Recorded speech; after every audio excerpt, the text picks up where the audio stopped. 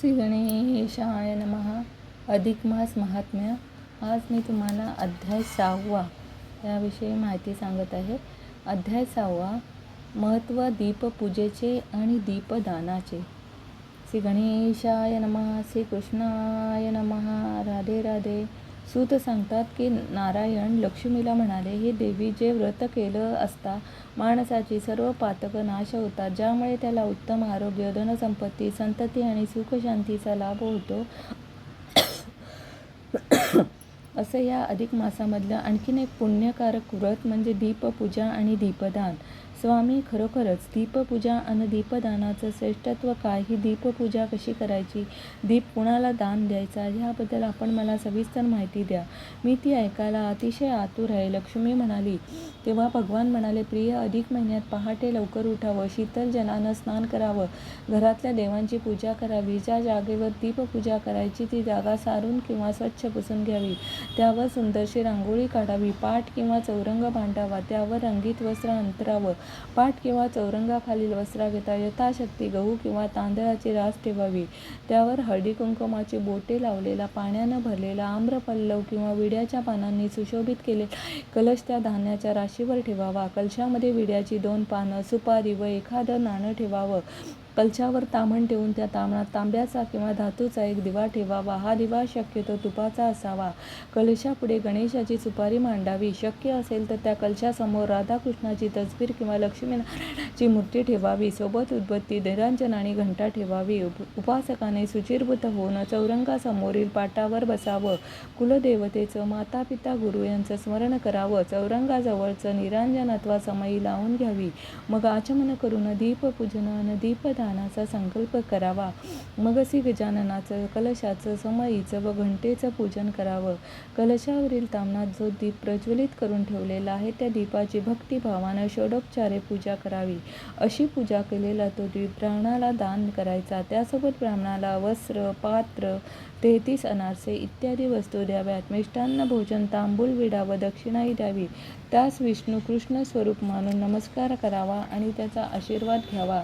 ह्याचबरोबर त्या व्रताच्या वेळी आप्तेष्टांना पुरणाची धोंडे करून जेवून घालण्याची, तसेच नारायण स्वरूप जावयाला धोंडे, अनारसे, बत्तासे, खारका, सुपाऱ्या, फळे इत्यादी वस्तू दान देण्याची काही लोकात चाल आहे. अधिक मासात जो तो मनुष्य यथाशक्ती दानधर्म करत असला, राजे राजवाडे, अनाधरिक मंडळी गोदान, हिरण्यदान, भूदान इत्यादी दानं जरी देत असली तरी त्या सर्वांपेक्षा दीपपूजन आणि दीपदानाचं पुण्य हे जास्त आहे. असे पुण्यकारक दीपपूजन आणि दीपदान करूनच सुशर्मासारखा एक सामान्य जीवही उद्धरून गेला. महाविष्णूंनी असे सांगितले आणि लगेच लक्ष्मीने त्यांना प्रश्न केला, स्वामी, कोण हा सुशर्मा? त्याला काय पुण्य मिळालं?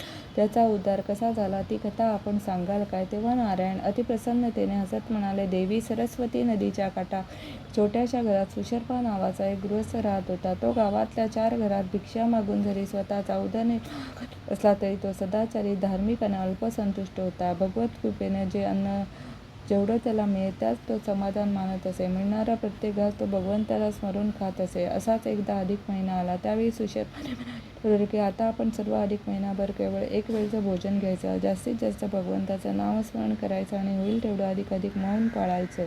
तो सशर्म सुशर्मा या गोष्टीबरोबर देवपूजा, अधिक मास महात्म्याचं वाचन, नित्य दीपाचं सत्पात्र ब्राह्मणास दान करायचा असा संकल्पही करून बसला. अधिकातली एकादशी आली. सुशर्माने त्या दिवशी तर पूर्णच उपवास केला. रात्री दीपाच्या स्मरण केलं. उद्या द्वादशी. उद्या सकाळी सरस्वतीचं स्नान करायचं. येताना ब्राह्मणाला सोबत आणायचं. त्याच्या मार्गदर्शनाखाली दीपपूजन आणि दीपदान करायचं आणि व्रत पूर्ण करायचं ठरवून तो भल्या पहाटेच नदीवर स्नानाला गेला. इकडे मात्र त्याच्या घरात एक घटना घडली. दिव्याची वाट कळवायची ह्या विचाराने एक उंदीर त्या पूजेजवळ आला. कुडकुड असा आवाज झोपलं होतं. त्याने कान टवकारले. दोघे समोर पाहिलं. ते उंदीर मांजर दबक्या पावलाने उंदीर ती दिव्याची मंद ओवात तोडली. वाट पाहून आतोच त्या घातल्याने एक शिकारग्रस्त केली. मात्र त्या मांजराच्या धडक भरण्याच्या प्रयत्नात दिवा हलला. वातीवरची कात्री खाली आणि मंदावलेली वात अधिकच तेज सुशर्मा नदीचं बेसस्थानी वाहणाऱ्या पूजेसाठी घेऊन घरी आले. पाहतो काय, सारं घर एका आगळ्यावेगळ्या प्रकाशाच्या लखलखाटाने उजळलं.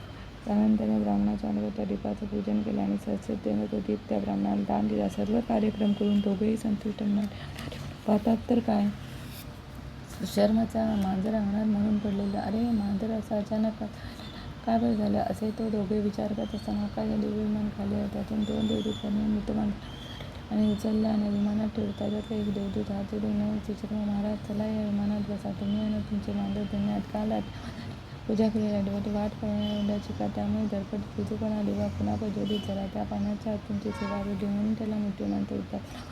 अधिक मासात हे दीपपूजेचं आणि दीपदानाचं व्रत केलं, त्यामुळे भगवान पुरुषोत्तम तुम्हाला गोलोकात घेऊन येण्यासाठीच हे विमान आणि आम्हाला पुण्यवान पुरुषात चला बघा. सुचना अधिक मास सेवा काळाला आली, त्याला भगवान पुरुषोत्तमाने गौलोकी मानाचं स्थान दिलं, आणायला विमान पाठवलं. त्या ब्राह्मणाला वंदन करून सुशर्मा त्या देवदूतासह विमानात बसला. माता आणि ते विमान आकाशमार्गी जे माता आश्चर्यचकित होऊन तो सारा प्रकार पाहतच राहिला. सुशर्मानं पूजन केलेला आणि दान दिलेला तो हातातला दीप त्या ब्राह्मणाला खरंच काही सांगून व शिकून गेला. श्री गणेशाय नमः. ओम नमो भगवते वासुदेवाय. ओम नमः शिवाय. सर्वमंगलमांगल्ये शिवे सर्वार्थसाधिके शरण्यं त्र्यंबके गौरी नारायणी नमोस्तुते. सर्वमंगलमांगल्ये शिवे सर्वार्थसाधिके शरण्यं त्र्यंबके गौरी नारायणी नमोस्तुते. श्रीशैलदत्तान्तेन सर्वतमशातिनन्दन मुञ्च मुञ्च शद्रं रक्ष रक्ष हरे शेषं प्रातगन्ध्यादिनेसाय निशिचाप्यो दुर्दगोलुभूतातिग्रमातुदिकान् छिन्दी छिन्द्याखिलारिठकमण्डत्वारि शिवलघुकं तायि त्रायि विभो नित्यतं दक्षानं कृतं शिशुं सुप्तं चितं च परिटगच्छतं कापि विश्वकुमार वामनामय दीर्घायुरस्यचैतन्यं सपरिवार जगवासनवलयिसोत सम्पूर्णम्. ओम श्रीकृष्णार्पणमस्तु. ओम श्रीकृष्णार्पण. ओम श्रीकृष्णार्पणमस्तु. शुभं भवन्तु. राधे राधे. जय श्री कृष्ण. राधे राधे. जय श्री कृष्ण. राधे राधे. श्री कृष्ण. राधे राधे. जय श्री कृष्ण. राधे राधे. जय श्री कृष्ण. राधे राधे. जय श्री कृष्ण. राधे जय श्री कृष्ण. राधे राधे. जय श्री कृष्ण. राधे राधे. जय श्री कृष्ण. राधे राधे. ओम नमः शिवाय. ओम नमः शिवाय.